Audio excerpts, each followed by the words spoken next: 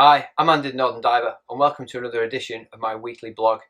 In this episode we're going to be talking about hoses, the different lengths and the different types and the different configurations that we can buy them and set them up in. The two main styles, one would feature a yellow hose with an octopus, which is common pretty much across the recreational world of scuba diving, and then the second being the Hogarthian loop, commonly known as the hog loop or long hose method. It's been taken up more so by technical divers, but now it's becoming more fashionable within the recreational crowd, and I think that's the better option, certainly if you're trying to streamline your kit and make it more accessible for your buddies should they need it. So laid out, I've got the most sort of common recreational setup of kit. So we've got the octopus on the yellow hose that goes all the way around onto the first stage, and coming back then we've got the primary first stage, two low pressure hoses, one to inflate the BCD and one to inflate a dry suit, and then a contents console that's also got a depth gauge on it. Now that's probably close to or very similar to every setup you're going to see wherever you go in the world, but this setup, which is called the hog loop or the Hogarthian loop or long hose method, is becoming more sort of increasingly popular, certainly with technical divers, but quite fashionable with recreational divers. So it's similar sort of first stage, but coming off the same side we've got two hoses that come round and fit onto two exactly the same second stages. The main difference being from the other setup is the secondary has an elastic bungee to wrap around your neck, so that's worn on a necklace but not used. So effectively your second option or secondary second stage. Okay, then we have the primary first stage, which is on a 2-meter hose, which comes down your side, wraps around your chest and around the back of the head, and this is the one you breathe off all the time. And when you're not using it, it's clipped up using the bolt snap onto a D-ring. The idea being with this is, should you be swimming through a wreck or a cave or some sort of pinch point and your buddy has a catastrophic loss of gas and can't use their supply, they will take this one from you and you will unpay the whole 2 meters of the hose, which allow them to swing behind or in front of you quite comfortably at distance to get out of wherever you are that could be quite tight to get out of. Immediately as you donate that, you'll put this one back in, so you'll put this one into your mouth and breathe straight off that. The idea being with this, it's a sort of confidence thing with your buddy, is you've been breathing off it, therefore they'll know that it'll be working. Added to that then we've got two low pressure inflator hoses, one being for the BCD and one being for the dry suit, and we've just got a single contents gauge, so it's not so much on a console anymore, it's just the gauge with a bolt snap on it that clips onto the side of your wing or your harness. Two types of hoses then, we've got the rubber one and we've got the sort of plastic braided, commonly known as a Miflex hose. So the rubber hoses, they tend to fail around this area here more often, and I'd suggest it's because a lot of dirt gets trapped under this rubber cover. So I'd suggest every time you wash your kit down, I'd pull this back and make sure this is nice and clean and there's no bits of grit and sand knocking around.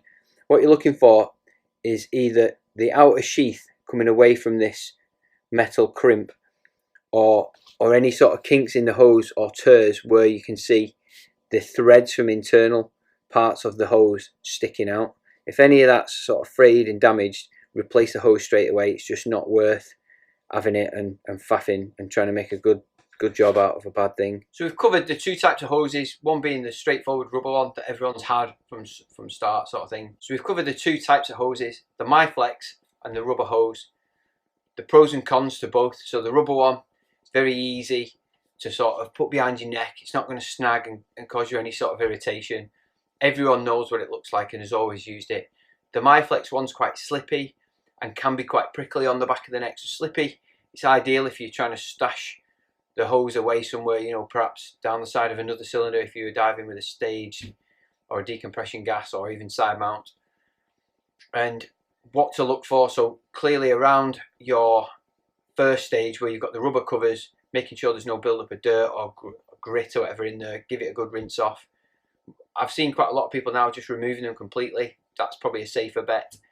Just be careful if you're going to do that. Don't be using a knife, because you might actually pierce one of your hoses and then you'll just be like, why have I even bothered? Make sure you look at your hoses, and when you do get your regulator serviced, make sure you're having your hoses cleaned. They'd clean the ends and change the O-rings and whatnot. Make sure they stay tight on your first stage, and if they're not, make sure a service technician or a qualified instructor knows what they're doing to tighten them back up and make sure that they're all nipped up and they're not going to cause you any leaks. The next thing I want to come on to is the lengths of hoses. So your standard lengths for your normal recreational setup, yeah, they'll just come as they are, but you might want to then progress into a more technical setup, so the diving the hog loop, and then that's a 2 meter hose. So it's a standard length for your second stage, which is the one you wear on a necklace. But the primary second stage that we're going to be breathing off throughout the dive, that's a 2 meter hose. So you need to make sure when you go to the shop to purchase that, or you're online, it's definitely a 2 meter. It's not a 1.5 or 1.6 or any other length than a 2 meter. Sometimes they come in a 2.1, that's absolutely fine, but you want at least a 2 meter, not much longer than that. Then if you are ever going to progress onto diving with a side slung decompression staged bottle, it's a 1 meter hose that you need from that. So that's comfortably going to come from the top of the cylinder on the first stage, around your neck, and clip on ready to go in your mouth. So that's all you need. The length for that is a meter. The second thing, the third hose that you perhaps want to think about, is the one that comes over your shoulder and goes onto your inflation hose of your BCD or your wing. Now mine came and it was perhaps maybe 8 inches too big, so I'd clip it into my valve. It'd come up through the little bands that hold it on, then it'd have a great big loop at the top, which is ideal for getting caught or rubbing on my head, or certainly on photographs it just looked out of place because everything else was nice and tidy. So I measured, with all my kit configured, I measured the exact length that I'd need and then went online and bought that. I've since then bought several of them, so all my different setups have got exactly the right length of hose when I was wearing that wing. So for me, all my kit is nice and tidy, or there's no big loops sort of around to be caught and snagged on anything. Even if you're just diving in the local pond where there's quite a bit of pondweed, quite often you can come out, and because your kit's a little bit badly configured and loose and poking out everywhere, you can come out looking like some kind of swamp monster. So better to be nice and streamlined and all your kit nice and tight against you and out the way, and actually looking the part of a really good diver. So this comes to the end of this episode. I've covered the 2 types of hoses, different lengths, how to clean them, when you should get them serviced, and probably just enough information to let you make your mind up. There's loads of reading out there on the internet. I'll put some information in the write-up at the bottom of my blog so you can understand where I'm coming from and why we perhaps would go down that technique. To dive long hose, it lends itself extremely well to almost every type of open circuit that I've dived. So whether it be a single, whether it be a twin set, now that I've moved on to side mount, all of those setups lend themselves extremely well to diving long hose. Whereas if every time I dive single, that I dived the recreational with an octopus method, then I changed to dive twin set, it'd be a completely different configuration. So what I'm trying to do is every setup that I have is exactly the same regardless of where I'm breathing my gas from.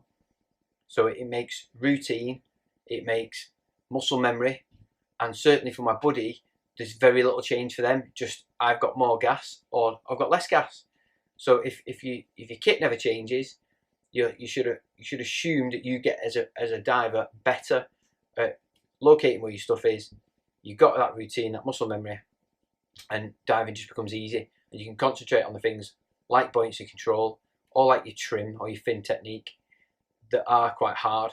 So if you've enjoyed what we've done on this video or any others, please hit the like button at the bottom. Love a big thumbs up. You can hit the subscribe button here to see the previous videos, and it'll give you a notification when we release a new one. Over on this side, we've got the bottom one's always the Farns video from last summer, and then the top one a bit of a video from last week. Thanks for watching. See you on Insta.